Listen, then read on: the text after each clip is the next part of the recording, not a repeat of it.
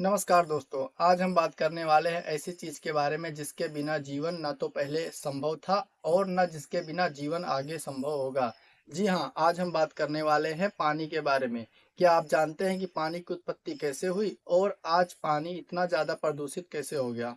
आज से लगभग 4.5 अरब साल पहले धरती में मौजूद हाइड्रोजन और ऑक्सीजन ज्वालामुखी के फटने से जल वाष्प के रूप में परिवर्तित हो गए और जब धीरे धीरे तापमान कम हुआ तो यही जल वाष्प वर्षा की बूंद के रूप में धरती पर गिरे जिससे महासागरों का निर्माण हुआ।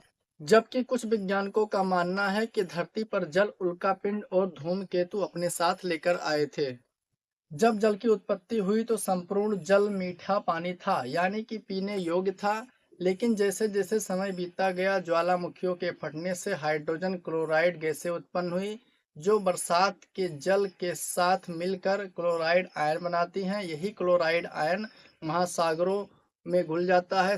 साथ ही साथ जब बरसात पहाड़ी इलाकों में होती है तो पहाड़ों और चट्टानों में उपस्थित खनिज नदियों की सहायता से बहकर महासागरों में पहुंचते हैं। इन्हीं खनिजों से महासागरों में सोडियम, पोटेशियम, मैग्नीशियम, कैल्शियम और सल्फेट आयन की उपलब्धता बढ़ती है।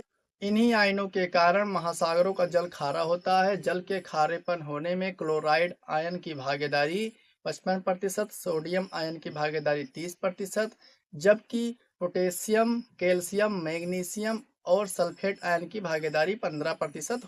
इस प्रकार धरती का 97% जल खारा हो गया और बचा केवल 3% मीठा पानी, जिसका 69% मीठा पानी हिमनद ग्लेशियर के रूप में मौजूद है। बाकी 29% भूमिगत जल है जो जमीन के अंदर है। बाकी जो बचा 1% वही सतह पर पाया जाता है। आज से लगभग 4,500 साल पहले सिंधु सभ्यता के लोग नदियों, कुओं और झीलों के जल पीने के लिए उपयोग करते थे। उस समय नदियों एवं झीलों के जल पूरी तरीके से स्वच्छ होते थे। फिर आगे जैसे जैसे मानव सभ्यता बढ़ती गई, मानव सभ्यता ने नया स्वरूप लिया, प्रदूषण की मात्रा बढ़ती चली गई। 1700 से 1900 ईस्वी औद्योगिक क्रांति के समय फैक्ट्रियों का तेजी से निर्माण हुआ जाने लगा। फैक्ट्रियों से निकलने वाला गंदा जल, रासायनिक पदार्थ डायरेक्ट नदियों में बहा दिए जाने लगे, जिससे नदियों का जल प्रदूषित होने लगा। 20वीं सदी में कृषि क्षेत्र में रासायनिक उर्वरक और कीटनाशकों का उपयोग तेजी से बढ़ा, जो बारिश के पानी के साथ नदियों में जाने लगे। प्लास्टिक उद्योग से सूक्ष्म प्लास्टिक से जल प्रदूषण और ज़्यादा बढ़ा।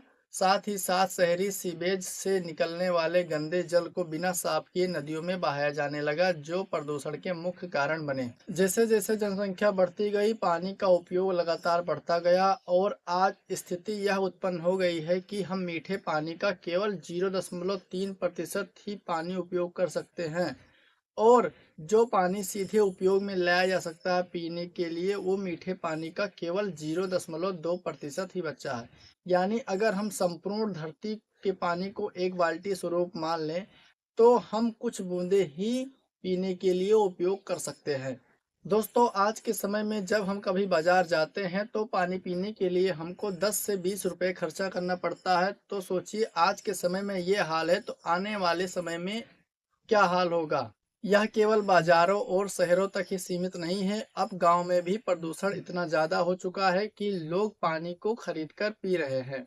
जिस चीज को प्रकृति ने हमें फ्री में दिया था, इंसान अपनी गलतियों के कारण ही आज उस चीज को खरीद कर उपयोग में ला रहा है। तो दोस्तों, जल ही जीवन है। यदि हमने जल को सुरक्षित करने के लिए विशेष कदम नहीं उठाए तो आने वाली पीढ़ियों के लिए बहुत सारी दिक्कतों का सामना करना पड़ सकता है, क्योंकि जल है तो जीवन है। जल के बिना जीवन संभव नहीं है। तो दोस्तों, जानकारी अच्छी लगी हो तो वीडियो को लाइक करें, शेयर करें और चैनल को सब्सक्राइब करें। मिलते हैं अगले वीडियो में। जय हिंद।